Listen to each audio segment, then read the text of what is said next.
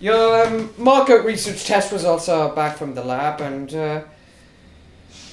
I'm afraid to say your startup has no potential.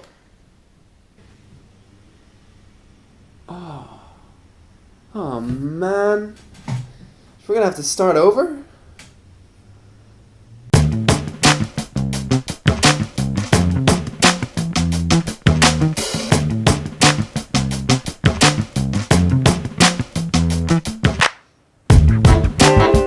So for the past 2 weeks, Sami, Amin and I have started doing market research for our startup. Our startup is in fact a B2B company, which means business to business.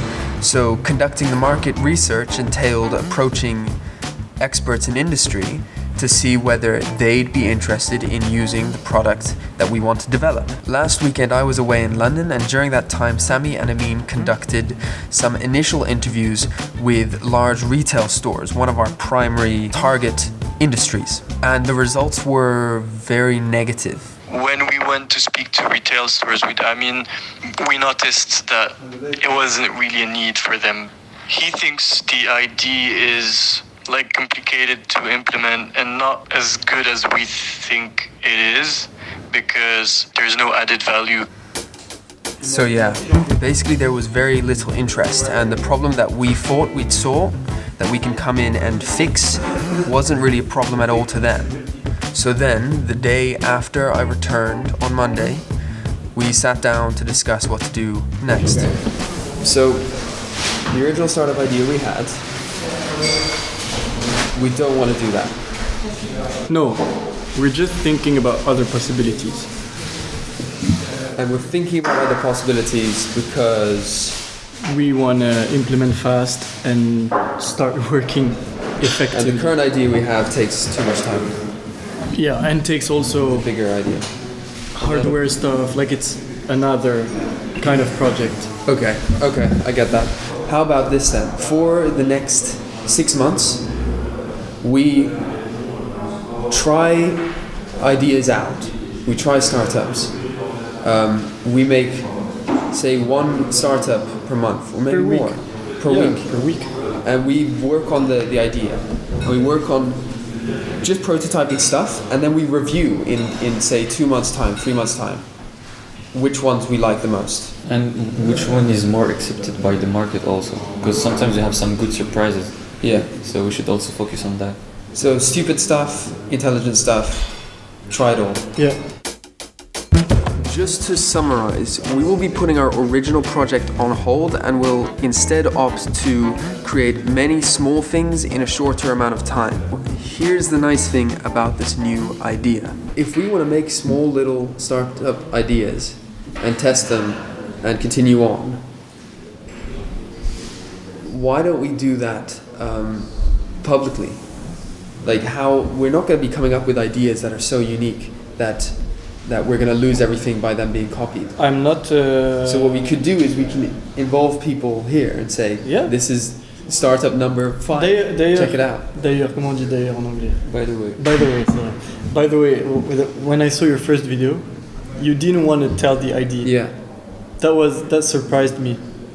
Because for me it's fine to say it. Right. It's even better to say it. Yeah. Because you will get feedbacks as soon as you speak about the idea. Yeah. Keeping it for you will just make you lose time because maybe the idea sucks, and you won't know it sucks. I think that's much better then. Yeah. That'll be very fun then. Because then these videos, we can make them less about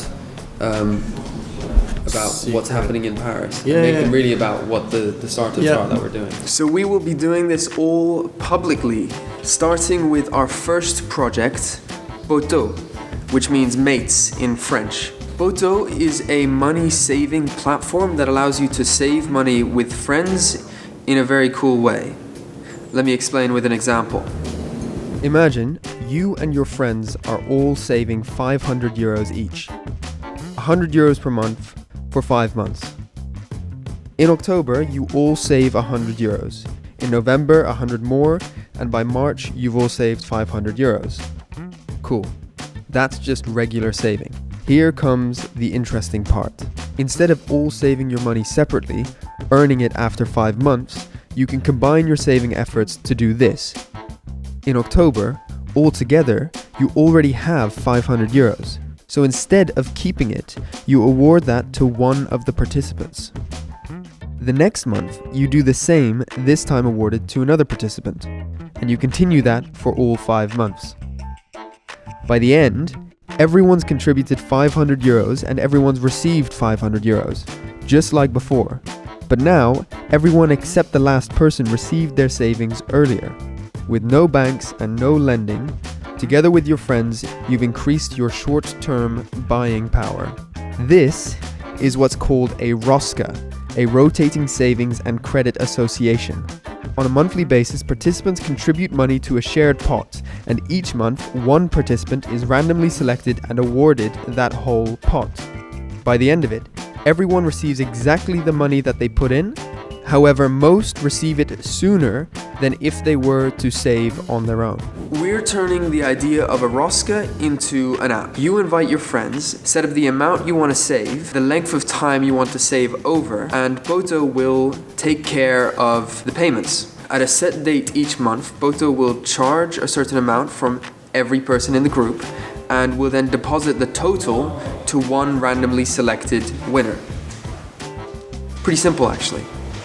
So if this is something that interests you, you can go to our website, which Sami should have finished. Actually, let me ask him. C'est qu'il nous demande à quel...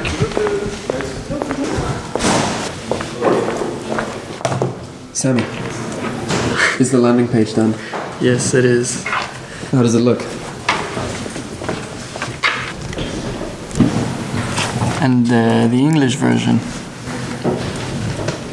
French, English.